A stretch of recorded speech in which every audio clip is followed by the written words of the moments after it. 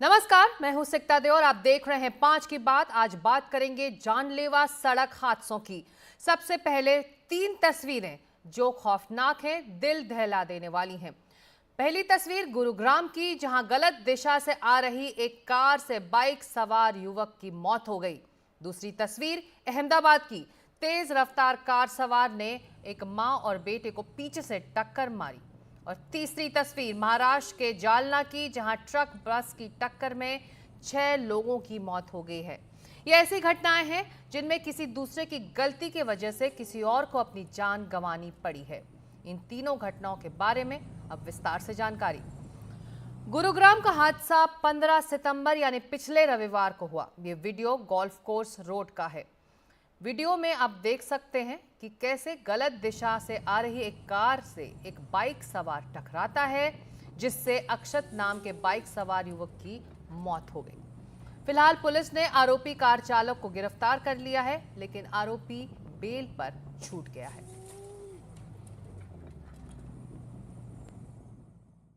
मेरी यही मांग है कि मेरे बच्चे को इंसाफ मिले और मुझे कुछ नहीं चाहिए। एक गलत इंसान ने एक मेरे बच्चे को मार दिया, बस मुझे इससे कुछ नहीं है। क्यों उसको छोड़ा गया, मेरे को यही है कि क्यों छोड़ा गया उसको, क्यों छोड़ा गया कि भाई मेरा बच्चा चला गया, लेकिन वो आराम से सोया है उस रात, वो आराम से सोया, क्यों पुलिस ने उसको छोड़ा।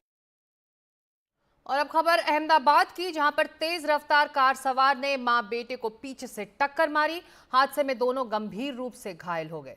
दोनों का अस्पताल में इलाज चल रहा है। वहीं घटना को अंजाम देने के बाद कार चालक मौके से फरार हो गया।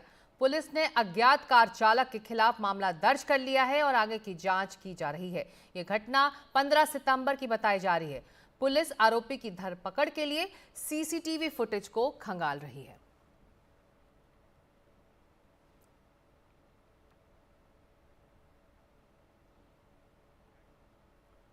उधर महाराष्ट्र के जालना बीड़ हाईवे पर ट्रक और बस की टक्कर हुई।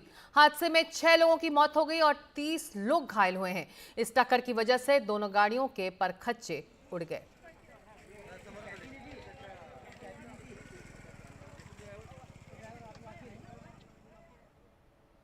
तो ये सड़क हादसे दर्दनाक हैं। और अब कुछ आंकड़ों पर नजर। दिल्ली में सड़क हादसों के आंकड़े हमें क्या बता रहे हैं? अब तक साल 2022 के आंकड़े हैं। सड़क हादसों में दिल्ली में कुल मौतें 1571 हुई हैं, जिनमें पैदल चलने वालों की 662 लोगों की इसमें मौत हुई है। 50% लोगों की मौत इन आंकड़ों में। तो पहिया तिपहिया चालक इसके शिकार हुए हैं। उनका जो आंकड़ा है वो 591 है, यानी कि 45%। साइकिल वाले 45 यानी कि 3%। 4 पहिया गाड़ियों वाले 30%, यानी 30 लोग यानी कि 2%। हिट एंड रन केस मामले में दिल्ली के साल 2022 के आंकड़े क्या बता रहे हैं, अब उस पर नजर डालते हैं। पैदल चलने वाले इसमें 57% शिकार हुए हैं। मोटरसाइकिल वाले 33%, पीछे बैठने वाले 5%, ऑटो रिक्शा मुसाफिर 3%, साइकिल वाले 2% और युवा इसमें सबसे ज्यादा इन हादसों का शिकार हुए हैं। और अगर उम्र की औसत देखें, दिल्ली में साल 2022 के आंकड़े क्या कहते हैं? 10 से 19 साल के लोग जो हैं, उसमें 57 लोग इस हादसों का शिकार हुए हैं सड़कों पर। 20 से 29 साल के बीच में जो उम्र है, उसमें 284 लोग सड़क हादसों का शिकार हुए हैं। 30 से 39 साल में 285 लोग, 50 से 59 साल में 159 लोग और 60 से 69 साल के बीच में 66 लोग सड़क हादसों का शिकार हुए हैं। तो ये आंकड़े अपने आप में चौंकाने वाले हैं। पर ये तो सिर्फ दिल्ली के आंकड़े हैं, लेकिन देश भर की सड़कें कुछ इसी तरह की खौफनाक तस्वीरें बयां करती हैं। सड़क पार करना, सड़क पर चलना, किस एहतियात के साथ आप बाहर निकल रहे हैं, कितना आपकी अगर कोशिश है कि आप सुरक्षित रहें, लेकिन क्या दूसरा जो चालक है क्या वो आपको सुरक्षित रख पा रहा है, यही बड़ा सवाल है। और इसी मुद्दे पर चर्चा करने के लिए डोरिस फ्रांसिस हैं, सामाजिक कार्यकर्ता, और एलन राव, पूर्व डीसीपी दिल्ली पुलिस। आप दोनों का स्वागत है इस खास चर्चा में। डोरिस, मैं आपसे अगर शुरू करूँ, ये आंकड़े हैं और ये तस्वीरें आपके सामने हैं और हमारे दर्शकों के सामने हैं। आप खुद इस दर्द से गुजर चुकी हैं। आखिर इस पर लगाम क्यों नहीं लग रही? आपको सबसे बड़ी वजह क्या लग रही है? लोगों के पास पेशेंस नहीं है या फिर उनको कानून का डर नहीं है, इसीलिए वो जो चाहे सड़क पर करें और भाग निकले? जी, मैं आपको पहले तो नमस्कार करती हूँ और टीवी चैनल पे भी सबको जो हम लोगों को बार बार इन चीज़ों के लिए आगे करते हैं। अफसोस है उन लोगों के ऊपर, खासकर जो वकील हैं, जज हैं। हमारे यहाँ मातम होता है और उनके यहाँ दिवालियाँ होती। मैं एक ही चीज़ बोलूँगी कि हमारे यहाँ मातम बस रहा है, उनके यहाँ दिवाली। ये इतना बड़ा हादसा हो चुका है, दर्दनाक हादसा। एक गरीब का घर लुट गया है। ये समझ लीजिए कि जैसे छत उजड़ जाती है, माँ बाप के सर के ऊपर से साया हटा है बच्चे का, तो मैम इससे दुख भरी बात क्या हो सकती है और शर्मनाक बात क्या हो सकती है कि तुरंत ही आपके लॉ एंड ऑर्डर इतने अच्छे हैं कि उनको फटाफट जमानत देकर बाहर निकाल देते हैं। क्या समझकर? खिलौना समझकर कि अगर एक मिट्टी का खिलौना इनकी गाड़ी के नीचे आ गया, टूट गया, कोई बात नहीं, फिर बन जाएगा। मैम, इंसान वापस नहीं आता। बिल्कुल। डोरिस, आपने अपने एक बच्चे को खोया एक सड़क हादसे में। आप कह रही हैं कि हमको इससे कहीं ज़्यादा सख्त कानून लाने की ज़रूरत है। राव साहब, आप डोरिस को सुन रहे हैं। उन्होंने अपने एक बच्चे को सड़क हादसे में खोया है और वो दर्द वो जानती हैं कि इन हादसों के बाद क्या वाकई परिवार को इंसाफ मिल पाता है। आप पूर्व डीसीपी रहे दिल्ली पुलिस में। ये बताइए कि सड़क हादसों को लेकर कानून तो बड़े हैं, लेकिन क्या कानून का डर नहीं है लोगों में?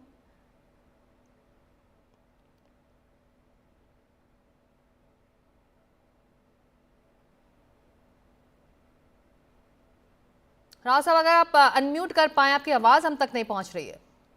शिक्षा जी नमस्कार। मैं आपको और आपके सभी दर्शकों को नमस्कार करता हूं। और जो जितने सड़क हादसों में जिन्होंने अपनी जान गंवाई है और जिन परिवारों ने अपनों को खोया है, उनके लिए बहुत बड़ी संवेदना मैं जाहिर करते हुए बताता हूं आपको कि कानून का डर कुछ हद तक आप सही है कि कानून का डर लोगों में कम हो रहा है, लेकिन इसमें एक्सीडेंट के लिए जिम्मेवार कौन कौन क्या क्या बातें, वो उस पर गौर करना बहुत जरूरी है।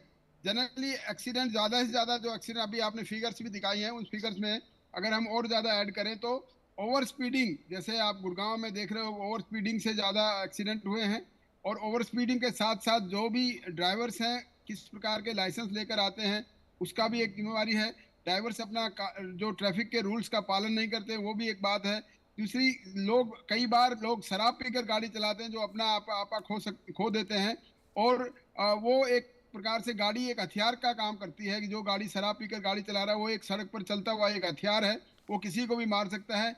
और इसके अलावा रेड लाइट जंप करना और गाड़ी चलाते वक्त मोबाइल का फोन का इस्तेमाल करना, ये अहम वजह हैं जो कि एक्सीडेंट्स होते हैं। और इन्हीं वजहों की वजह से मैक्सिमम फैटल एक्सीडेंट्स होते हैं। और जो आपने फिगर बताई है कि यूथ का इसमें लग रहा है कि 20 से 60 साल के, 20 से 50 साल के लोगों की जो जान गई है 2022 में, आपने बताया 200 से भी ज़्यादा लोगों की जान गई है। दिल्ली की बात आपने की है, वो इसलिए है कि बहुत से लोग बाहर सड़क पर निकलते हैं, गाड़ी चलाते हैं। यही लोग ज़्यादा अपने रोजी रोटी के लिए बाहर निकलते हैं, और इसीलिए उनके हिट एंड रन केसेस की वजह से या वैसे एक्सीडेंट पकड़ा जाए तो उसकी वजह से ये सब हादसे होते हैं। और मैं आपको एक और जानकारी देना चाहूँगा, माननीय सुप्रीम कोर्ट ने सख्त कानून को साथ साथ अभी ये भी बता रखा है कि 4 बजे से अगर कोई 4 बजे से ट्रैफिक वायलेशन होता है, यानी कि गाड़ी शराब पीकर गाड़ी चलाना, ओवर स्पीडिंग करना, मोबाइल फोन से बात करना और रेड लाइट जंप करना, इन 4 वजह से अगर कोई ट्रैफिक की वायलेशन होती है तो सुप्रीम कोर्ट के आदेश के अनुसार ट्रैफिक डिपार्टमेंट को उस वायलेटर को, जिसने आदमी ने ये सब वायलेशन किए हैं या उनमें से एक भी की है, तो उनका लाइसेंस सस्पेंड कर देने के ये हुक्म है और सस्पेंड किए भी जाते हैं। कानून अभी तक रिसेंटली एक कानून बना है, उसमें एक्सीडेंट में सजा तो हमने बढ़ा दी है उस कानून में, लेकिन जहां तक अभी मैम बात कर रही थी कि वो केस अभी भी बेलेबल रखा गया है। नॉन बेलेबल होने की वजह जी। नॉन बेलेबल होता तो उसकी सजा, उसको बेल इतनी जल्दी नहीं मिलती, लेकिन क्योंकि कानून अभी भी बेलेबल है इसलिए बेल देनी पड़ रही होगी। या कानून में इस काम को जो एक्सीडेंट इस प्रकार से करते हैं, जैसे कि रॉन्ग साइड से कोई गया है तो वो एक नॉर्मल एक्सीडेंट नहीं है, वो एक सोची समझी बात है कि उसको मालूम है कि ऐसे मैं उल्टी साइड से जाऊंगा तो किसी न किसी का एक्सीडेंट होकर जान जा सकती है। तो ये केस कैटेगरी में आता है culpable homicide not amounting to murder. वो एक सजा, उसमें 10 साल की कम से कम सजा है और उम्र कैद तक सजा है। तो वो सेक्शन इसमें अगर लगाया होता तो उसकी जमानत नहीं होती, जो आदमी गुड़गांव में आदमी ने जान गंवाई है। और इसी प्रकार से कोई भी बहुत से पुराने केसेस मैं में भी आपको ऐसी एक सेक्शंस मिनट लगे हैं। मैं जी, रोकना डोरिस जी चाहूंगी। कुछ कहना चाहते हैं? जी, डोरिस। मैं रोकना चाहूंगी जी। सर, जी ये जी आपने तो उसको 10 घंटे भी नहीं रखा है। 10 साल की तो बात वो बहुत दूर है। 10 घंटे भी वो आदमी आपके कस्टडी में नहीं रहा है, क्यों? क्यों नहीं? ये कौन सा वो कानून है, कौन सी लॉ है कि मैम किसी का डोरिस घर, जी, मैं किसी आपको का बता, बच्चा? मैं नहीं, आपको बिल्कुल मैं, नहीं सर, मैं मैं इस चीज पे आपके बिल्कुल बिल्कुल इस चीज पे मैं एग्री नहीं हूँ कि उसको बहुत से एक्सीडेंट देखे हैं मैंने, अनजाने में हो जाते हैं। आप एक शराब पी के भी आप लोगों का बहाना बना हुआ है कि शराब पी हुई थी, एक इसका नाम क्या, आपको बहाना नाबालिग है, ये कह के पर आप डोरिस, लोग। जो आप बात कह रही हैं, आपने मैं भी जो बात कर रहा हूँ उसी को मैं सपोर्ट कर रहा हूँ। बिल्कुल सड़क हादसों को लेकर इस पर लगाम लगे, कानून अपना काम करे, इस पर डोरिस आपने भी खुद एक लंबी लड़ाई लड़ी है। आपने क्या पाया है? क्या जो अक्यूज्ड होते हैं या फिर जो आरोपी हैं, क्या वो ऊंची पहुंच वाले होते हैं इसलिए कार्रवाई नहीं होती, या पुलिस कोई सबूत पेश नहीं कर पाती है क्योंकि मौके से कुछ सबूत इकट्ठा नहीं हो पाते? आपने क्या पाया है जब आप इतने अग्रेसिवली आपने अपना एक कैंपेन चलाया था अपने बच्चे को खोने के बाद? बिल्कुल चला रही हूँ, अभी भी चला रही, जब तक मेरे में दम है तब तक जी। चलाती रहूंगी। मैं रोड पे खड़ी हूँ, आज भी वही माँ खड़ी हुई है जिसने अपने बच्चे को खोया है। मैं वो दर्द मुझे आज भी उभारता है। जब कोई एक्सीडेंट होता है तो वो दर्द हम लोगों के सीनों में होता है, इन लोगों के सीनों में नहीं होता। हमारे दर्द होता है कि हमने भी इस हादसे के अंदर अपना बच्चा खोया है, किसको कहे हम। पर ऐसा है कि मैं इतना जानती हूँ कि ये रोज लॉ एंड ऑर्डर अपने बनाते हैं, हर दिन इसका नाम क्या, अपनी एक रूल बनाते हैं और उस रूल को ये हमेशा तुड़वाते हैं। या तो पुलिस वाले तुड़वाते हैं, साफ कह रही हूँ कि पुलिस वाले तुड़वाते हैंगे, या ऊपर बैठे हुए जो बहुत बड़े सत्ताधारी हैं अपने आप में, वो बचाते हैं इन लोगों को, क्रिमिनलों को वही बचाते हैं। मुझे इन चीजों में कोई शर्म नहीं आ रही कहते हुए, ना कोई डर लग रहा है कि जिनके सर के ऊपर बड़े खादी वालों का साथ होता है ना, या बड़े जो उसका नाम क्या है, बैठे हुए पोस्टों के ऊपर उनका हाथ होता है, ये चुपचाप से छूट के चले आते। इसलिए हम कोई भी कानून इनका कुछ नहीं कर सकती, इतना हमें पता है। जब तक कानून सख्त नहीं होगा, ये नहीं कि हो गया जी बेल मिल गई उनको, आप मत दीजिए बेल, ये थोड़ी क्या आपने कह दिया जी ठीक है अभी बेल। मानती हूं मैं आपकी बात सर, बिल्कुल सर माथे पे है, मगर इन चीजों पर मैं बिल्कुल भी आपके साथ सहमत नहीं हूं कि आप जो बात कह रहे हैं बाद में उसको क्या सजा देंगे क्या नहीं देंगे। जिनका घर लूटना था वो तो लूट गए, वो बेचारे माँ बाप आज समझो सब मर गए, उनके घर के एक नहीं वो सारे ही मर गए। क्या पता एक ही बेटा था उनका। फिर जी राव साहब, मुगल जो करा बात देंगे आप डोरिस कैसे? कह रही हैं, जो अपनों को खोते हैं उनका दर्द उस परिवार से ज्यादा और कोई नहीं महसूस कर सकता। ऐसे में मरहम का काम फिर सिर्फ और सिर्फ इंसाफ कर सकता है कि आरोपी को सजा हो, चाहे वो ओवर स्पीडिंग की वजह से हो, चाहे वो अंडर एज था, नशे में था, फोन का इस्तेमाल कर रहा था, रेड लाइट जम क्या वजह जो भी हो, लेकिन इंसाफ परिवार को चाहिए, वही मरहम होता है। तो ऐसे में जो सवाल मैंने डोरिस से भी पूछा, क्यों अंजाम तक ये मामले पहुंच नहीं पाते, आरोपियों को सजा वक्त रहते क्यों नहीं मिल पाती? ऊंची पहुंच रखते हैं, प्रेशर रहता है पुलिस पर कि इनको छोड़ दो, ज़्यादा कार्रवाई मत करो। होता क्या, क्यों हम बहुत कम ही ऐसे मामले होंगे जिसमें हमने पाया होगा कि आरोपी को सजा हुई है। सीता जी, मैं जितने भी एक्सीडेंट विक्टिम्स हैं उनके साथ सहानुभूति के साथ मैं ये बताना चाह रहा हूँ। मैं कोई डोरिस जी मुझे ब्लेम कर रही है, मैं कोई एक प्रवक्ता हूँ, मैं कोई जी मैं पुलिस बिल्कुल। नहीं हूँ जिसके पुलिस ने केस किया, वो मैं नहीं हूँ। इनको हम्म। थोड़ी सी वो होनी चाहिए, मुझे हमदर्दी है इनके साथ में, और मैं इनकी बात से बिल्कुल सहमत हूँ। जिस आदमी ने अपने परिवार का बच्चा खोया उसका भरपाई कोई नहीं कर सकता, सिर्फ मरहम लगाने का काम वही कर सकता है कि पुलिस ठीक से इन्वेस्टिगेशन करे, और वो इन्वेस्टिगेशन करने के बाद उसका ट्रायल के दौरान कोर्ट में उसकी ट्रायल सही ढंग से हो और अपराधी को उचित सजा मिले, जो उसने गुनाह किया उसको सजा मिले, वही एक मरहम का काम कर सकता है। अदरवाइज जो चला गया उसको कोई वापस ला नहीं सकता। यहाँ पर मैं एक चीज और बताना चाह रहा हूँ कि जितने भी जो कानून बने हुए हैं, कानून के हिसाब से ही पुलिस काम करेगी और करती चाहिए। ऐसी जो आपने क्वेश्चन पूछा कि क्या किसी प्रेशर में काम करती है, ये ओवरऑल एक एवरेज बात हम सबको कहें, जनरल बात तो कह नहीं सकते कि सभी केसेस में कोई प्रेशर काम आता है या कोई ताकतवर पॉलिटिशियंस की बात आती है। हाँ, कहीं कहीं किसी केसेस में जरूर होता है, लेकिन ऐसे ये नहीं कि हर केस में कोई प्रेशर काम आता है या कोई ऐसी बात होती है, हर केस में नहीं होता। लेकिन हाँ, कहीं कहीं होता होगा। उसके बारे में अगर पता लगे कि किसी ने प्रेशर से किसी को काम प्रेशर डालकर एक्सीडेंट केस में ठीक से काम नहीं किया, या पुलिस ऑफिसर ने काम नहीं किया, या उसने और कोर्ट में कोई गड़बड़ हुई है, तो उसकी शिकायत करने का पूरा हमारे पास स्टेज है और पूरा एक चैनल होता है। उस शिकायत की जानी चाहिए। जो पुलिस ऑफिसर अगर एक्सीडेंट केस में ठीक से कार्रवाई नहीं की, किसी के साथ में ज्यादती करी है, यानी कि कोई केस की इन्वेस्टिगेशन ठीक नहीं की, तो उसकी शिकायत की जानी चाहिए और तुरंत उसके ऊपर कार्रवाई भी होनी चाहिए। सीनियर अफसर जो हैं दिल्ली पुलिस के, वो भी उसको चेक करें कि ऐसी कोई गड़बड़ किसी पुलिस ऑफिसर ने की है जिसकी वजह से किसी विक्टिम को नुकसान पहुंचा है, तो उस ऑफिसर के खिलाफ सख्त से सख्त कार्रवाई होनी चाहिए। मैं इस बात का पक्षधर हूँ। और लेकिन साथ साथ कानून में जैसे अभी बदलाव आया है, अभी रिसेंटली नया कानून बने हैं, उसमें कानून में सख्ती जरूर है, लेकिन एक सेक्शन लगा था 106A, जिसमें कहा था कि एक्सीडेंट होने के बाद में अगर पुलिस ने कोई हॉस्पिटल नहीं ले गया है, उसका अपोज किया, उसको काफी लोगों ने उसमें वो किया, उसको हेल्ड अप कर दिया। लेकिन वो बहुत बढ़िया बात है कि एक्सीडेंट होने के बाद में भागने वाले आदमी की सजा उसमें ज्यादा भी है। लोग भाग नहीं सकता है, उसको या तो हॉस्पिटल पहुंचाए या पुलिस को बताए या एम्बुलेंस को बताए, तुरंत इसको एक्सीडेंट में जितनी जल्दी हो जाएगी मेडिकल हेल्प, उतना ही हम उसको बचा सकते हैं। ये बातें सबको पता होनी चाहिए।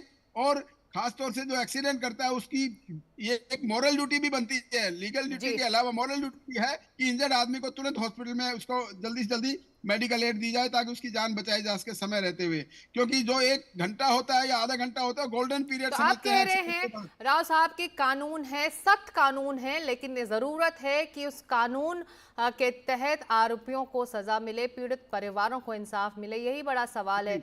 बहुत शुक्रिया इस चर्चा के लिए डोरिस फ्रांसिस और एलन राव साहब, आप दोनों का शुक्रिया। लेकिन WHO की रिपोर्ट कहती है कि दुनिया भर में जितने भी हादसे हो रहे हैं उसमें सबसे ज्यादा जो बड़ा आंकड़ा है वो सड़क हादसों का है। और इन सड़क हादसों के जो आंकड़े हैं खासतौर से भारत से जुड़े हुए, वो काफ़ी गंभीर हैं, सीरियस हैं। इसीलिए ज़रूरी है कि जो लॉ एनफोर्समेंट एजेंसीज हैं, पुलिस है, वो तुरंत पीड़ित परिवार को इंसाफ दिलाए और आरोपी को सजा भी।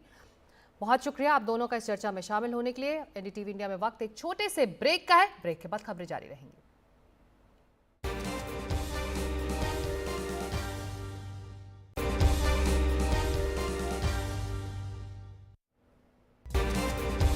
और अब खबर बॉम्बे हाई कोर्ट से, जहां पर IT एक्ट के संशोधन खारिज कर दिए गए हैं। केंद्र सरकार नहीं बना सकेगी फैक्ट चेकिंग यूनिट।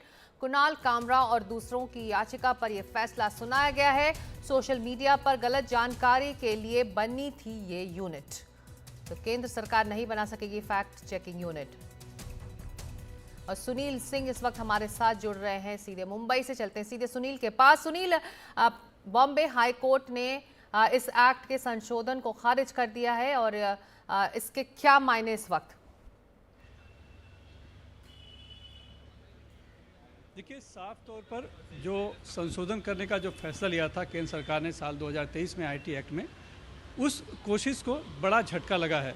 क्योंकि बॉम्बे हाई कोर्ट के जज ने, जो कि टाई ब्रेकर जज हैं, उन्होंने साफ तौर पे कहा है कि ये जो संशोधन है असंवैधानिक है और लोगों की जो स्वतंत्रता है अभिव्यक्ति की, उसमें कहीं ना कहीं उसकी आज़ादी को बाधित करती है ये, इसीलिए असंवैधानिक है और ये संशोधन है। यानी बहुत बड़ा झटका केंद्र सरकार को फिलहाल लगा है। दरअसल जब IT एक्ट में संशोधन हुआ था 2023 में, तब जो कॉमेडियन हैं कुणाल कामरा और कुछ और लोग बॉम्बे हाई कोर्ट में गए थे उस एक्ट के खिलाफ, इसे असंवैधानिक बताते हुए उसको रद्द करने की मांग की थी। तब इसके पहले 2 जजों की बेंच ने इसकी सुनवाई की थी और जब जनवरी में जब फैसला आया था तो वो फैसला जो था वो दोनों जज एक दूसरे से सहमत नहीं थे, यानी कि बटा हुआ वो फैसला था। एक जज जो थी वो याचिकाकर्ता के पक्ष में थे, जबकि दूसरे जज जो थे वो जो है कि संशोधन के पक्ष में थे, यानी कि केंद्र सरकार के पक्ष में थे। तब मुख्य न्यायाधीश जो बॉम्बे हाई कोर्ट के हैं, उन्होंने एक तीसरे बेंच में फिर से सुनवाई करने के लिए भेज दिया था। और फिर जो सुनवाई हुई है, तो ये टाई ब्रेकर जो जज हैं, अब उन्होंने जस्टिस ने फैसला दिया है कि, और साफ तौर पर उन्होंने कहा है कि जिस तरह की जो आपत्ति उठाई गई है, जिस तरह का जो इसके पीछे की जो मंशा दिखाई पड़ रही है, उससे कहीं ना कहीं जो लोग कंटेंट आ रहे हैं, लोगों की आवाज़ है, वो कहीं ना कहीं दबाने की जैसी कुछ कोशिश हो सकती है। इसीलिए ये जो है कि जो संविधान की जो धाराएं हैं, जो आज़ादी देती है, व्यक्तिगत निजी आज़ादी देती है, उनके खिलाफ है, इसीलिए असंवैधानिक है, तो इसे रद्द करना चाहिए, ऐसा उनका कहना है साफ तौर पर। तो हम कह सकते हैं कि सुप्रीम कोर्ट को बड़ा झटका लगा है, जो कि एक फैक्ट चेक यूनिट बनाकर जो के नाम पर जो बताया जा रहा था कि एक फैक्ट चेक यूनिट होगी, यानी सोशल मीडिया पे जो प्लेटफॉर्म है, उस पर लोग बहुत सी बातें जो पोस्ट करते हैं, उसको जो है ये फैक्ट चेक यूनिट चेक करेगी। और चेक करने के बाद अगर उसमें लगेगा कि उसमें गलत है, तो वो जो संबंधित सोशल मीडिया प्लेटफॉर्म है उन्हें भेजेगी, और वहाँ से उन्हें या तो वो उसको डिलीट करना पड़ता, या फिर उस कंटेंट को कहीं ना कहीं रोकना पड़ता। तो वो जो एक कवायद हुई थी, शुरू करने की कोशिश हुई थी, उसको एक बड़ा झटका लगता है, हम कह सकते हैं कि केंद्र सरकार के संशोधन को। जी, शुक्रिया इस अपडेट के लिए। तो बॉम्बे हाई कोर्ट में आईटी एक्ट के संशोधन को खारिज कर दिया है। केंद्र सरकार अब नहीं बना सकेगी फैक्ट चेकिंग यूनिट, बता रहे थे सुनील सिंह। कुणाल कामरा और दूसरों की याचिका पर यह फैसला सुनाया गया है। सोशल मीडिया पर गलत जानकारी के लिए बननी थी ये यूनिट। अब बढ़ते आगे, अगली खबर रोहतक की। हरियाणा के रोहतक में गैंग वॉर में 3 लोगों की मौत हो गई और 2 लोग घायल हो गए। राहुल बाबा और पलोटरा गैंग के बीच फायरिंग हुई। मरने वालों में गैंगस्टर पलोटरा का छोटा भाई भी था। 5 युवकों पर मोटरसाइकिल सवार बदमाशों ने फायरिंग की। फायरिंग में मौके में ही 3 लोगों की मौत हो गई। घटना के बाद पुलिस मौके पर पहुंची और इस मामले की जांच इस वक्त चल रही है। सूचना आई है कि यहाँ पर शराब के ठेके पे फायरिंग हुई है, और अभी तक जो सूचना मिल रही है उसमें 3 लोगों की मृत्यु होने की सूचना है। 2 लोग अभी घायल हैं, इनका उपचार हॉस्पिटल में चल रहा है। तो मैंने भी अभी मौके का निरीक्षण किया है। यहाँ पर अभी क्लियर नहीं है कितने लोग फायरिंग करने आए थे, लेकिन हाँ 3 से 4 लोग बताए जा रहे हैं कि फायरिंग करने आए थे। और उनका क्या नाम है और क्या उनका उद्देश्य है, वो सारी उसके बारे में अभी पड़ताल की जा रही है। और सारी पुलिस अलर्ट है इस समय, और हम कोशिश करेंगे कि जल्दी से जल्दी शूटर्स को हम पकड़ें भी, और इनका हम सख्त कार्रवाई कानून के तहत करें। जी, और अब सीधे चलते हैं हमारे सहयोगी गुरप्रीत सिंह चीना के पास। हरियाणा में चुनाव जल्द ही होने हैं, ऐसे में गुरप्रीत, जब ये गैंग वॉर की खबर आ रही है, वाकई सुरक्षा की कहीं ज़्यादा इंतजाम तगड़ी करने की ज़रूरत है इस वक्त पुलिस और प्रशासन को। बिल्कुल, अगर हरियाणा की सियासत की भी बात करें तो हरियाणा में law and order is also one of the issue, वो भी सबसे बड़ा मुद्दा है हरियाणा में। और ड्यूरिंग इलेक्शन जब हर जगह पे तहकीकात हो रही है, हर जगह पे चेकिंग हो रही है और लगातार पुलिस अलर्ट है, उसके बीच में ऐसी वारदात हो रही गैंग वॉर। और अगर हम पूरी गैंग वॉर की बात करें तो एक शराब के ठेके पे शरेआम गोली चलाई गई, और बाइक पे लोग आते हैं और बाइक वाले आके वहां पे गोलीबारी करते हैं और 5 लोगों पे गोलीबारी करते हैं, जिसमें 3 लोग मर गए। उसके बाद अभी तक पुलिस जो लगातार लॉ एंड ऑर्डर की बात कर रहे थे कि लॉ एंड ऑर्डर बिल्कुल ठीक है, ये एक तरह का बहुत बड़ा सवालिया चिन्ह है। वहीं सियासी पार्टी भी इसको पॉलिटिसाइज कर रहे हैं, वो भी बार बार ये कह रहे हैं कि लॉ एंड ऑर्डर एक चुनौती है हरियाणा सरकार के लिए। आइए देखते हैं कैसे तहकीकात चलती है और कैसे सियासी तौर पे इस पूरे मुद्दे को देखा जाता है। बिल्कुल, रोहतक में गैंग वॉर की खबर जिसमें 3 लोगों की मौत हुई है। हरियाणा में विधानसभा चुनाव सर पर हैं, चुनाव प्रचार हर तरफ से जोरों पर है, ऐसे में गैंग वॉर चिंता का सबब है। शुक्रिया गुरप्रीत इस पूरी जानकारी के लिए। और अब वक्त एक छोटे से ब्रेक का है, ब्रेक के बाद आज की बात में खबरें जारी रहेंगी।